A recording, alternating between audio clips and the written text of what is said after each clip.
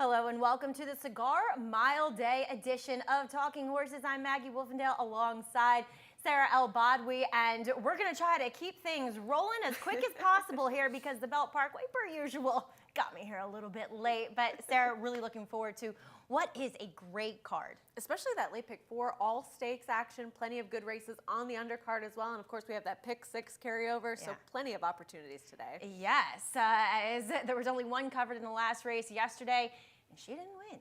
So we have that nice carryover going into today's card. But as always, if you want to play along with us, make sure you do so with your NYRA Bets account. New members will earn that $200 deposit match bonus when you use promo code MATCH200. Check out nyrabets.com for all the details. Also, we have the pick 6, as we were mentioning, 35,000 plus in the kitty already. And it does start in race number 5 on this 10-race card. Also, you can look forward to the middle pick 4 per usual. I can't remember which race it starts in. Is that what races 3, 4, something like that? And there's 3 of them. There's 3 of them, that we know.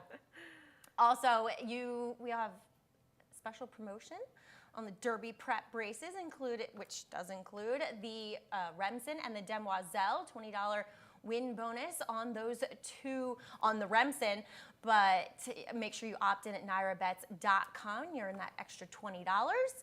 And we also have the Cigar Mile money back guarantee. Get $10 back when your horse comes in 2nd or 3rd on that win bet.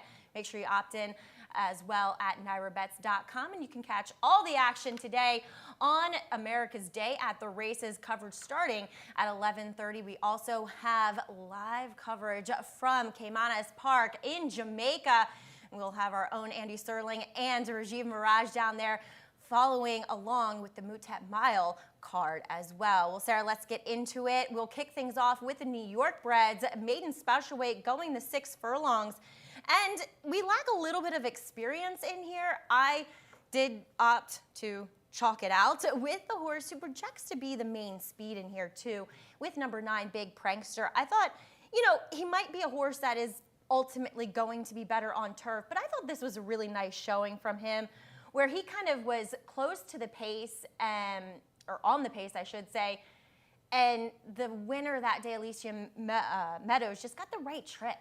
Yeah, absolutely. I have no big problems with this horse. He was forwardly placed. He did all the dirty work and was able to put away the other pace presence and just got caught by a horse that was closing from further back than he was. So there's no big problems with him. He's that nice outside position today, so likely to be the outside speed in here. And it's possible that this may end up being a softer field than what he encountered last time. Yeah, Ruben Silvera picks up the ride today. I wonder if might have been like a last-minute entry where Christoph didn't have a rider secured. But you're going to go with number 7 in here, Liberty Central, who ran well behind the favorite, Slam and Gold, last time in his debut. I thought showed some greenness, but also showed some promise. Right, and really didn't get out of the gate all that well that day, was able to sort of steadily make up ground. And I don't think he was ever winning that race. Slam and Gold, a horse with a big pedigree that had some experience as well. So I think that he was always going to end up settling for 2nd, but I thought you could kind of see him figuring things out throughout the race and felt as though if I was going to take a small shot against the favorite, this is the one that I opted for. Didn't switch leads late that day. Hopefully a more professional effort this time around. And I thought same thing could be said for number 3 in here, who I'll have 2nd, you use him 4th, Hair on Fire for Rob Atras. He's one I liked in the paddock, Sarah. And as we saw with Slam and Gold, he came back, and also Brick Ambush came back to win too, who was actually outclosed this guy, but he kind of was hustled for early speed. He chased while wide, and he too was just green like we saw from Liberty Central. I thought maybe of the 2, he was the one coming out of a slightly tougher race. Yeah, that's a fair assessment. I mean, you have similar horses playing around within the same types of fields with Slam and Gold. The only thing to use him a little bit further down for me was that Rob Atras only 1 for 24 2-year-old second-timers. So I didn't love that, but certainly can take another step forward. Well, there's a slew of first-time starters in here too. And looking at the early odds, it looks like the Dave Donk runner, I mean, kind of taking some nibbles up to my knees in it. A Son of World of Trouble And half to minor stakes winner Kisses for Emily. It's just, Dave Dawn can win with a first-time starter, Not but it known doesn't for it. happen often. Exactly. And when it does, you get $100. Right, sure, and you won't with this one today. Interesting Right. that this one does pick up John Velasquez, who's in town to ride today.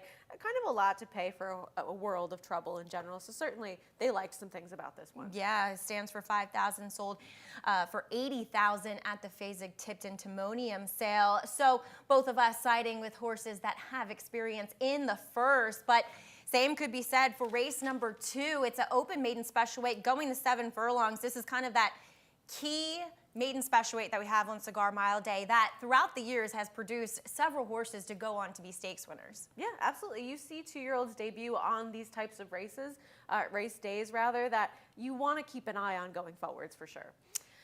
We both went with ones, again, that have experience because I don't know about you, Sarah, but I just thought there were no real pedigrees that jumped out. No. And ones that were more bred for turf. I mean, they paid $1 million for the 4-year Conquest Warrior, but did you see any reason in the pedigree? I mean, this horse must be drop dead gorgeous to pay that much with that pedigree. And thankfully, you'll be there to tell us about it once we get into this race. But you wanted to see some things to like about this one when you were examining this one on paper. And I looked at, okay, Shug McGahee gets a lot of horses for Cortland Farms, a lot of pricey 2-year-olds as well. So I was wondering, what are the stats behind that? First-time starters for Cortland Farms, he's actually only 1 for 19 over the past 5 years. So we generally want to see these horses progress as time goes on, and perhaps ones to watch second or maybe third time out because he is a more patient trainer. So we kind of saw that yesterday with the Yes. Phillies version of the. Now, one got a terrible trip, to be fair, and they just build off of those debut efforts a lot of times. Exactly. So this is not one that I ended up using within my top 4. I went to a horse in Speed Control who does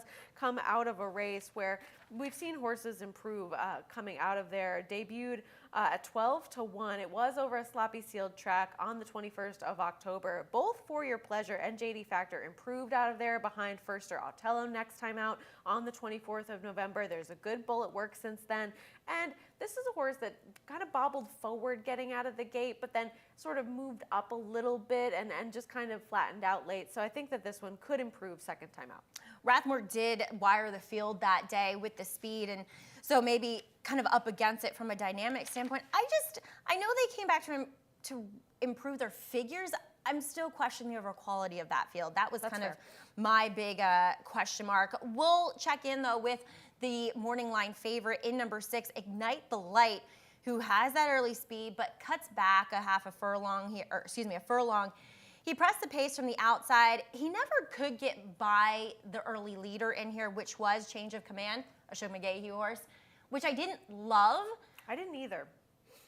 But the winner, as we'll check out here, we'll see him a little bit later on in the Remsen, that Sierra Leone. He wins easily. I just think that this guy's going to benefit from a furlong less.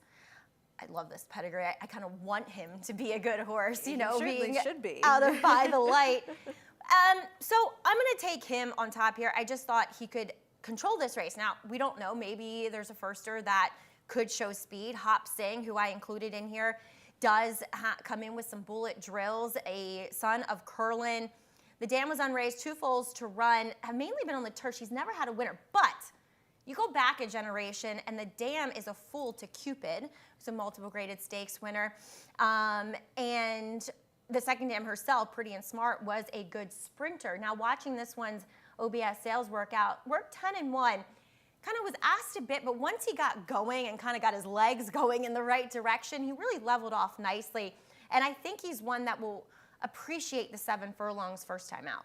Yeah, completely fair. I wish that this was a trainer that had more stats to go on in New York, as we do see Jose D'Angelo start having more runners on this circuit, so that will build over time. But a lot of these numbers are Gulfstream based, so it's hard to judge how these horses are going to perform here, but I think it's a vote of confidence to enter here in this spot. Yeah. Big fan of Ray Handel here in this race. We'll see what happens. All right. You like that, Ray? As I'm sure race, he's watching right now. He always does.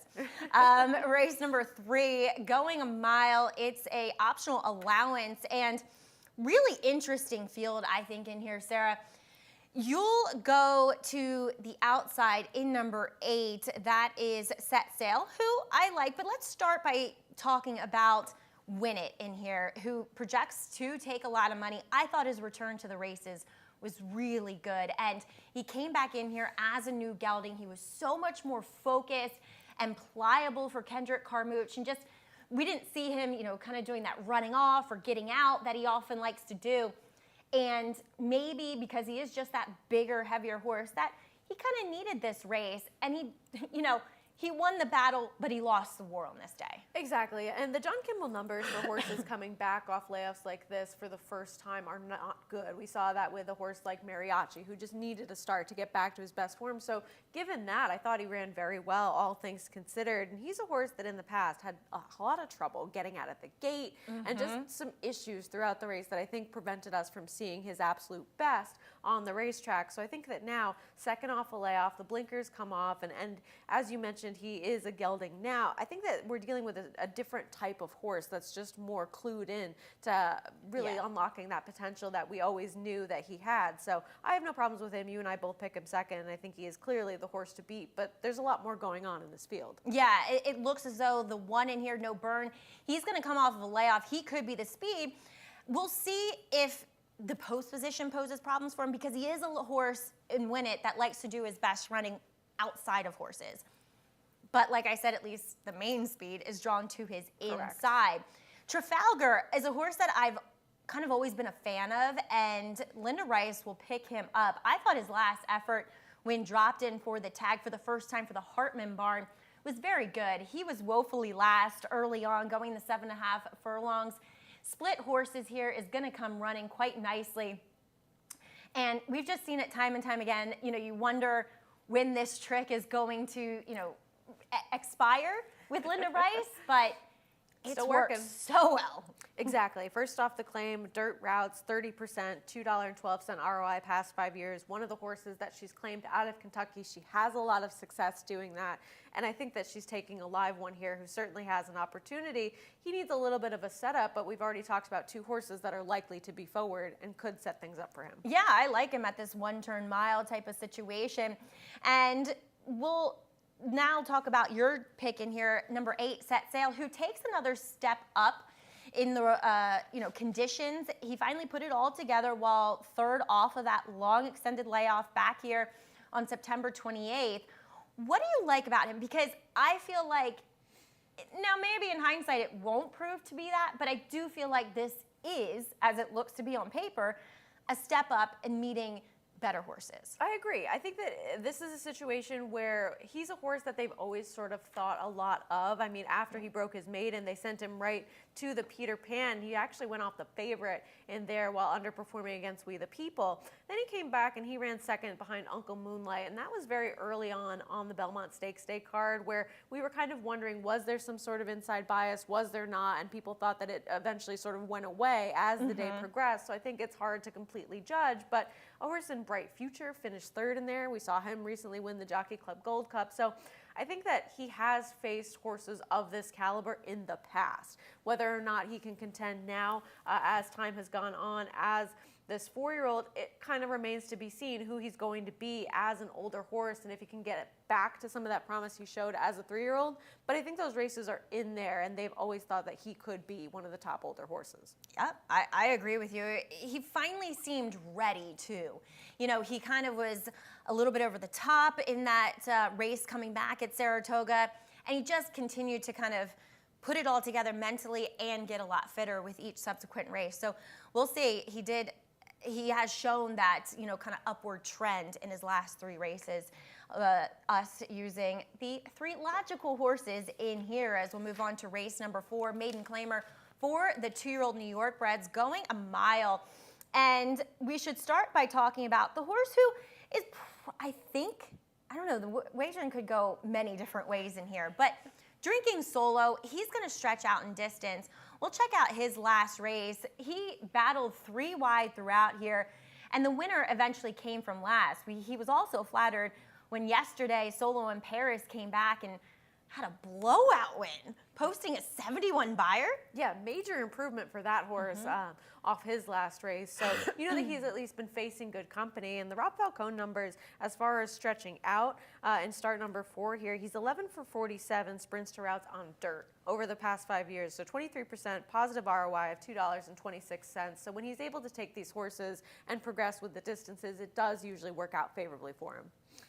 I'm going to take a horse that actually Solo Bears was a late scratch prior to the effort on October 19th. And that's Seba M, or Seba M, not really sure how you say it. But we saw Running Lucky come out of that race to improve and win and get a 63. This horse broke sharply and quickly dropped back and then was kind of green while taking the kickback. He got outside on the turn and he made a little bit of a run in the middle of the track while the race was already won and wrapped up at that point by the favorite in Kadula, who just took them gate to wire. As he was a drop down, I just thought that there was more room for improvement with this horse versus some of these other horses who are dropping in class. Now, obviously they can win, but I thought Seba M, still not sure, could take a step up, and he galloped out really well. I know we don't like to use that necessarily as a gauge. Some people do. I don't, but some people do. I like it as a gauge when it's their first start and they look as though they're crying out for more ground. And he gets it here. That's fair. I thought that there were some logical class droppers, enough so that I wanted to focus more on them, but you're absolutely right. Certainly one that could improve now and coming out of a decent race as well. Within a minute, I think that his best race was at the mile distance, and it was against some pretty decent seeming horses in Pandagate and Mama's Midi as well. And he kind of bobbled forward in there and was one that he's just been a big price in all of his starts so far. So now getting that class relief and he is stretching back out. The blinkers are going on as well. They're making a lot of changes with him, and I just thought that he was just a logical type. And also in that race that he was in, the fourth place finisher in on it, he returned to improve. We saw a Brick Ambush when he was running second in there. It was a huge price that day, 47-1. So we also saw Kadula drop in class out of there and get the win. So I just think that he's been facing tougher overall. Yeah, I agree with you. He did kind of stop though, especially in his last race, sprinting. So maybe it was just a factor of the pace kind of coming apart a bit, which I think, does flatter Big Prankster. You go back to the first race. But I liked him at first, and then once I did more digging into his efforts, I was like, maybe not. It just felt like maybe he's kind of going the wrong way a bit here. Now, another horse that's going to take some attention is number 8 in here, King Freud. I don't know, Sarah. I was kind of against this horse. I looked at stats for Rudy Rodriguez, turf to dirt, maiden special weight to maiden claiming. He's only 4 for 30 with a negative ROI. And when he ran on the main track, it was by far his worst performance. He was wired that day, but I don't know. It just didn't. And maybe it was a sloppy track. Maybe he'll run better, as we do see the track listed as muddy to kick things off here. But I think trending in the drying out way. Is he a turf horse? That's the thing. He looks like a turf horse. And I get it because Rudy Rodriguez owns half of him, so you can kind of be aggressive and just see what you got. But nah. Yeah. I have him much further down, just getting that class relief. But I kind of agree. I think that he might ultimately prefer the grass, and maybe he gets the class relief and that works out for him today. But I don't know that this is his preferred surface. All right, we'll go to race number 5, which kicks off the pick 6. As we mentioned, has that carryover, a little over $35,000, and we'll take a look at this starter allowance going the mile. And Sarah, we'll start by talking about the race that can't beat the Rock and St. James comes out of. Tenebris was virtually wired the field that day. Let's see St. James. He breaks about 2 lengths slow from that inside post, and it looks like he's absolutely going nowhere, as we'll again pick this race up down as they come down to the wire. He's last again turning for home here. And Tenebris, like I said, gets the win. And I thought St. James by far ran the best race this day. No, I agree. He ran huge in there and really was compromised at the beginning of this race, was closing ground. And it's not as though the pace was completely coming apart in here either, that he was just picking up pieces along the way. I mean, he ends up finishing second to a pretty decent horse in Tenebris. And this is one that we saw coming off a little bit of a freshening as well. So I think that you do have to take him seriously. I kind of wonder overall, though, is this a better field than he was in last time? Absolutely. That argument can 1,000% be made in here. And you'll go with Brooklyn Diamonds, who I would think should be the favorite in here. As, guys, if we could switch videos, that would be amazing. Thank you. Well done. There he is. Boom. He's in great form. I mean, it looked as though he was one of those Linda Rice horses that you thought, uh-oh, she made a mistake in claiming because she cuts him in half first off the claim. But he's done nothing wrong in his 3 subsequent efforts. No, and that was a race, honestly, that was easier, even though it was for a shorter price tag, because those Saratoga claiming races get so competitive with the drop downs. And you might have thought with him, too, that he needs to be set up in terms of the pace and that he's a horse that has no early speed. And if you go way back in his career, he actually could be a lot more forward. So he does have more of that tactical ability. And he finishes second to a horse in Thunderian, who is one of the more consistent horses for the Jacobson barn. So I know that they've tried to get him back on the racetrack a couple of times since then. I get it if you want to take a shot against, but I couldn't see a big argument for someone else in here. And we see a horse like American Law, who he just doesn't win. So Yeah. I would love to pick him, but he doesn't get himself to the winner's circle, which is why I end up picking him second. He was flattered when Colonel Vargo stepped up in a much tougher spot, posted an 82 that day. And Brooklyn Diamonds, going back to that effort, I mean, he lost more ground than anybody, breaking from that far outside post, and he literally just lost the bob going back to that October effort. I thought there was enough, the reason I took St. James over Brooklyn Diamonds is I thought there was enough pace in here, at least to provide a pace for St. James to close into. Yeah, that's fair. And off his last race, I completely understand wanting to give him another opportunity, and he'll be a better price. All right, we're going to take a quick break here, so we have a lot of time to talk about the late pick 5 and the late pick 4, which includes all graded stakes. For almost 150 years, the Saratoga name has been synonymous with the finest quality, sustainably sourced spring water available anywhere. Saratoga carries on the rich tradition of its forefathers by crafting each stunning blue glass bottle with the same attention to detail and care that has been its hallmark for generations. Visit SaratogaSpringwater.com today or ask for us by name at your local market or restaurant. Saratoga Spring Water. Make every day exquisite.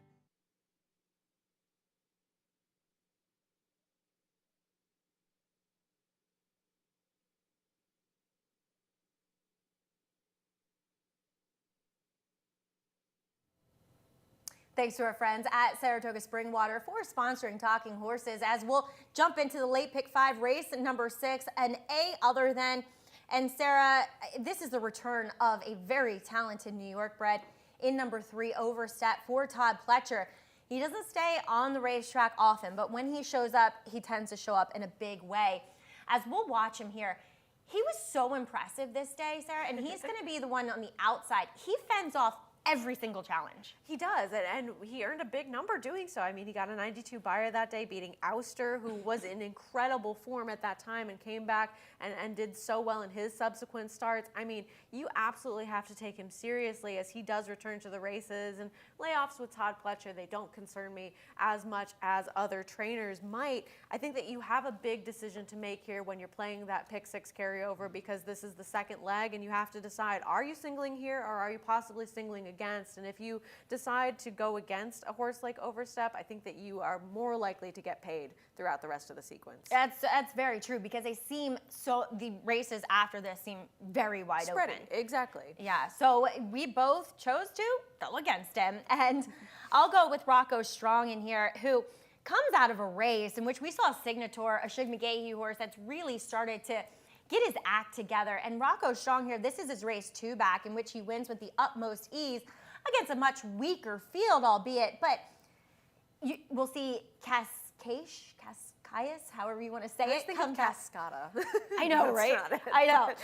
We'll see him come back as a long shot in the Cigar Mile, and then Quality Chic would come back and win as well, finishing 4th behind him. But Rocco Strong just feels like a horse that's in really good form right now. And last time he ran on well. It got a little tight for him. He's a big horse. I don't think he wants to be in close quarters with other horses necessarily, and he still was game to the wire. So I'm going to go with him. You're going to take the other New York bred Oceans Reserve. This is a horse that I really believe wants the 7 furlong distance Yeah. more so than 6 or 6.5. And I know that sometimes you might look and think that doesn't really matter, but I think with him it really does. I hear you. As he's gotten all of his career victories at this distance, he's started at 7 furlongs 7 times. He's hit the board in most of them, and I just feel as though this is what he wants to do. And even if you go back to a 7 furlong race, 2 back over a sloppy steel track, he's running behind Frat Pack, who's a very good horse coming up for Chad Brown, and defeating some others in there that I think put him in the mix for sure.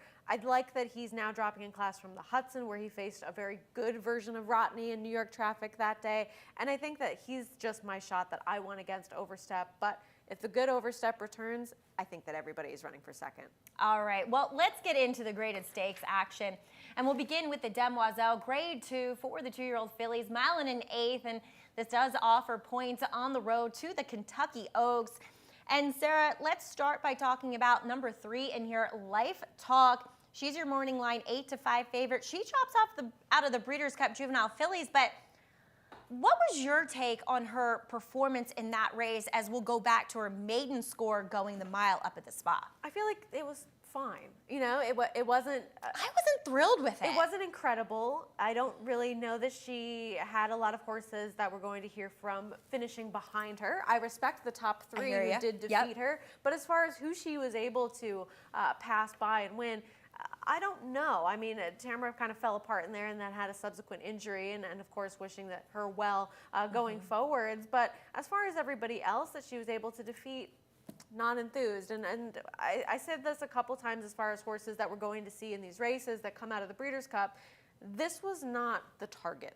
You know, I did a radio show with Mike Penna earlier today, and he brought up that same point with a lot of these horses that come out of the Breeders' Cup. It's that they're trained to peak at the Breeders' Cup. Precisely. So, you know, you're kind of taking the chance, and a good chance, that they might regress a bit. And I'm glad they're here. I mean, it makes Absolutely. these races more exciting. I think that a lot of them probably have good opportunities going forward, and we want to see the depth in these fields, so it's not a knock whatsoever. Of course, if things don't end up working out in California for you, this is a good backup plan to come to these graded stakes races, but it probably wasn't the A priority for a lot of these horses, so I'm hesitant to take them on top at short prices. And you also have to consider this is a 2-year-old that went out to California and now comes back, and of course, things are likely fine. This is not an operation that would be taking that chance if they weren't. But I also kind of wonder, it's the end of the year, and perhaps this is the plan B. So at 8-5, I just wanted to look a little bit outside of Life Talk. Yeah, and I just didn't think she ran particularly well that day. I mean, Candide, her stablemate, I think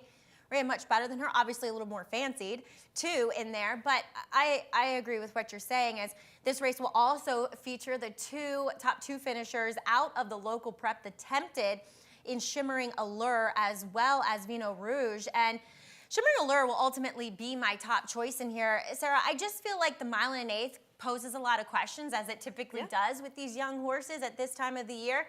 And she's one that I thought is going to be A-okay in getting a mile and an eighth. And yeah, she got the right kind of setup here, and I give Vino Rouge a lot of credit. She kind of did all the dirty work up front, as she'll apply blinkers today, didn't switch leads late, but still ran on with the eventual winner. But I just like the form she's coming in here with, and the mile and an eighth seems to suit her well. Yeah, I respect her. I have no problems with her whatsoever. I think that, you know, she's going to be sitting a little bit off of it, and I think that she has more experience going a route of ground than some of her other competitors. And while she did take some time to break her maiden, I mean, they threw her right in the Alcibiades. She had a little bit of a trip in there, breaking slowly and always being caught wide.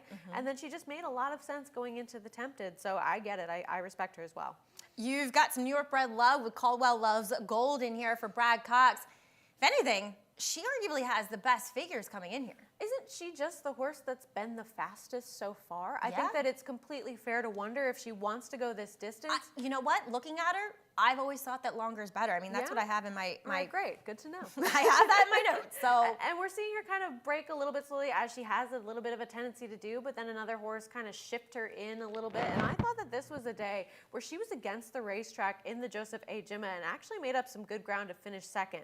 I wish that her race last time was perhaps a little bit better in the Maid of the Mist, and it was a fast sealed track. So I get if there are some questions with her, but she's just run the fastest races. And I think that now with that nice outside post today, if more distance ends up helping her, she's going to be a fair enough price. And two, Sarah, I'm really hoping, and I feel like we could get there, that the track is, well, at least good by this point in the card. And I'm excited to see her back on a at least open racetrack. And initially, I was disappointed with her Maid of the Mist performance, but going back and watching the replay a couple times, I actually thought she ran okay, where my main squeeze just got the perfect trick, you know, inside, tipped out, where she was just on that hard, wide chase. And it looked like she was gonna get beaten further, and then she kind of found a little bit more in the tank in that last 16th of a mile, which suggested to me that a mile and a half shouldn't be that big of a problem for her. All right, great. Well, that's good to know. Now I feel more confident. Well, I like that. I'm instilling some confidence.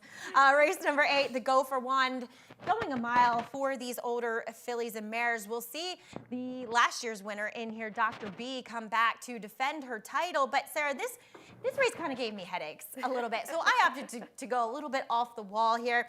But let's first begin the discussion by talking about Dr. B, whom on class I think stands at the head of this field. I agree, and you might look at the racetrack and think that you're excited about her getting a little bit moisture in the track, but I agree with you. I think things are going to dry out as the day goes on. Look, she's not coming into this year's race in quite the same form as she was last year, but look at who she's been facing so far this year. I mean, running against Echo Zulu, Goodnight Olive, and then facing the boys last time over a racetrack that was wetter than this. I mean, she's had some legitimate horses that she's been facing overall, and I think that my main concern with her for not taking her this year is just that she might take a little bit more pace pressure up front and not get to waltz around the racetrack. But is she going to be in front here? I don't think I don't she think is. so. I No. think Tizzy in the Sky really only has one way of running, and that's to not get any dirt in her face whatsoever. Now, we've seen her the last 2 times in which she's run very well, going the 2-turn mile and an eighth, which I think is a better configuration for how this filly wants to run. And today she's back to a mile, which she's been successful at, but I don't think it's necessarily going to bring forth her best effort. And 2, I know she ran without Lasix last time, and she ran very well behind the favorite in Interstate Daydream, but I wonder if that is a factor with her going forward. That's fair. That's a fair question, and she's a horse that you kind of would have liked to have seen more from at this point. She's a 4-year-old that has limited starts. She's still pretty lightly raced, considering, and I think that now we might start to see the best of her, but they haven't thrown her to the wolves, so to speak. She had that 1 graded stakes try in the Comley. Things didn't work out. They tried to turn back the alarm last time. I thought that was a game effort in defeat in there, but now this is really only her 2nd graded stakes try, so you kind of wonder how they've been handling her a little bit more protectively and why. Right, exactly. And Chad Brown will send out a 2-headed monster in the horse that's really tough to warm up to, Gerrymander. I feel like there's more upside with Good Sam in here. I agree. And while Gerrymander, I think, can win with not having the lead, I think there's just a lot of horses to keep her honest, at least in She's here. just so tough to really know what you're going to get from her because she won a 2-horse race last time. And Sunset Louise can't run without Lasix. We've known that. Yeah. And so I almost think it was just a walkover for her. Right. I mean, I just have a tough time taking her at a short price. I think that we're never going to see quite what she brought to the table in that big Mother Goose win, and she can win without me, ultimately. Right. She has the numbers to win here, but I totally agree with you. Good Sam has the upside. Like I said, I went a little bit off the reservation here with Venti Valentine. I know, Know It All Audrey won't play. She was another horse that could provide some pace, but I think there's enough pace in here to at least keep things honest up front. In Venti Valentine, you isolate her 1-turn mile races, especially here at Aqueduct, and they're her best effort. So I'm going to take a little bit of a shot with a price horse in Venti Valentine. Yeah, that's fair. I've always been a fan of hers. I'm always cheering for the Final Furlong people. They're very nice. Yes. You can borrow my Very Venti Valentine enthusiastic. hat if she wins. I'll let you hang Oh, out you with have her. a Venti? I do. Guys. I mean, Maggie they have might given need me, one. they have been very generous. I have a hat, a mug, a t-shirt, but I don't have a Venti. And it's pink. It's nice. Ooh, Yeah. nice. Maggie might need one of those. Yeah, we can be Team Venti Valentine, especially we if she go. wins today. Race number 9, the Remsen Kentucky Derby points on the line, and we will see the younger full brother to this year's Kentucky Derby winner from Mage in Dornoch. He will be your 5-2 morning line favorite, somewhat lukewarm. We'll see who else takes some money here, but Sarah, he got to dominate from an inside post position, going the 2 turns for the for the second time at Keeneland this day. Still a bit green there, lugging in on his inside lead. And it was funny because we often talk about it. Luis Saez is a rider who doesn't often ask them, if they're doing it well enough on their inside lead. He won't ask them. To change? Tried to get this horse to change here because he kind of, I'm sure, was thinking, I got to get this Going horse forward. more professional. Exactly. Right. Yeah. And so when you see something like that, is it a red flag for you, or are you actually kind of looking at it in a way of, okay, they have room to improve, especially with the number that he ran? Yeah, no, that's a good point. And for me, they're full brothers, but they couldn't look any more physically not alike. Yeah. Like Puka, I remember her, Dornoch looks a lot like Puka, where Mage was more of a good magic type of line. And Dornoch is a bigger, more impressive physical than his older brother. So I like that. And usually those big types, there is, it takes them a little bit longer to put it all together, the mind to the body to get it all worked out. Right, and Mage didn't race as a 2-year-old as well, Exactly. so we're seeing a lot of So I agree with you. With him, it could be an upside. The race he comes out of, those 2 horses that ran behind him regressed a bit too in their subsequent starts. Yeah, I So mean, you wonder if the 90 holds up. right, exactly. Are we going to see a 90 from him again today? If we do, he'll win in all likelihood, but I didn't believe that we were never going to see that kind of progression from others, and I have a lot of interest in the horse that you picked on top. Everybody that I know seems to be picking drum roll, please. Oh, great. I hate when that happens. That's why I honestly, didn't pick Sarah, him. he's just a horse that I've always liked. Yeah. And he's a horse did that too. I've always thought a 1 1/8 is going to be right in his wheelhouse. This day, I think it was an effort that was better than what it looks like on paper, I as agree. he was just wide in a fast pace and was still able to get the job done as the favorite. And I think he was the favorite because I don't think this was that great of a field. But like I said, I've just always been a fan of his. And as you can see, he looks like he's going to get swallowed up in Hunt Ball. Cody Wish's little brother might just be a hanger. But again, he finds more in the tank to show that I think the 9 furlongs will see a good showing of Yeah, himself. I like him quite a bit. Even the start before that ran second to Locked. We saw what he went on to do, winning that race at Keeneland before running 3rd in the Breeders' Cup Juvenile. So there's a lot to like there.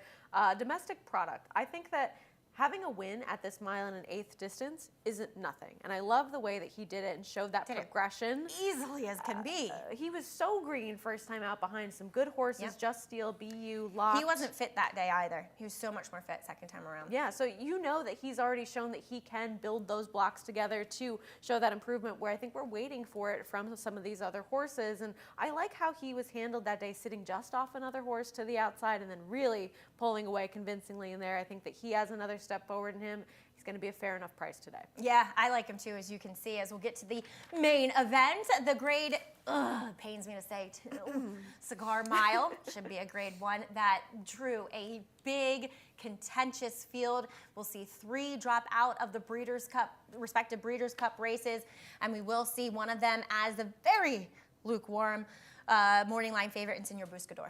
Yeah, absolutely. A horse that I tried to make a case for in the Classic. Didn't work out that day. He was so far off the pace, and it was a track that was difficult to close into. But we'll take a look at one of his wins out in California, where he was able to get that pace to close into. You can see him. He's the widest one of all, able to swallow up some ground in here. And just a horse that's danced a lot of dances. He's run against some good company out in California. He's come east and run well in Kentucky. He's here, and I'm glad that he's here to play today. But as I said before, this was not plan A for them. You have to think if he had run better in the Classic, or they had gotten what they were looking for, they would have called it a year, and they haven't, and he's here today. And 2, he's run well at a 1-turn mile and winning the ACAC last year, but he's just lost a lot of that early pace as of late, and I wonder if that hurts him today, as you will side with the local prep, the 49er in here, grade 2, and go with the New York bred, Dr. Ardito. But I think it's fair to say that all 3 of the top 3 finishers in Ever So Mischievous, Accretive, and him ran very well this day. You could argue, though, that Dr. Ardito maybe ran the best, being so far out of it. He was, and this is not a pace that completely fell apart. We did see Swiftsure sort of come back a little bit, but Ever So Mischievous was right up and on things. And Accretive, he didn't get out of the gate all that well that day, but he wasn't far back either. Dr. Ardito seems to always be able to produce this late kick when he is outside of horses, and I think that there's enough speed to his inside with horses like Coastal Mission. Ever So Mischievous will be close, and even Cascade, who is in here for Chad Brown at a big price, I think has to be forward in here. We'll see what Accretive does. I wasn't so high on him being so far outside with other pace in here, but I think that this is a situation where we could see a very honest pace in this race overall, and Dr. Ardito is going to be one of the horses coming late, as well as who you picked in 3 Technique. Right, and you brought up well, they were targeting the Breeders' Cup with their biggest performance. I don't know that's necessarily true with 3 Technique, because he was coming in second off of a layoff. And the reason they didn't go to the mile is because it was around 2 turns, and he is a 1-turn specialist. This is what he wants to do. He was just too far out of it, like Senior Buscador in the sprint, albeit, and just was never able to make up any ground. I like this horse. I remember interviewing his trainer, Jason Cook, after this race, and he said that he's a horse that he wants to target for a more fall-winter campaign because he does do better in the cooler temperatures. Now, it was warm that day when winning the Nehru, but I think that third off of a bench in here, this is 3 Techniques' actual Breeders' Cup. Yes, this is more convincing to me, as this was the plan. When you go to the Breeders' Cup second off a layoff, it's kind of maybe just see what you have, and if you're eligible, you might as well go. Exactly. But with him, I think that he's been pointing for more of that winter campaign, and he makes a lot of sense in here. I respect him. I have him third, and I think that Acacia has some interest in him as well. So we'll see what he can do today. All right, got the weight of vacation eye on him, as that will do it for this Cigar Mile Day Talking Horses. And do we have time for slates, guys?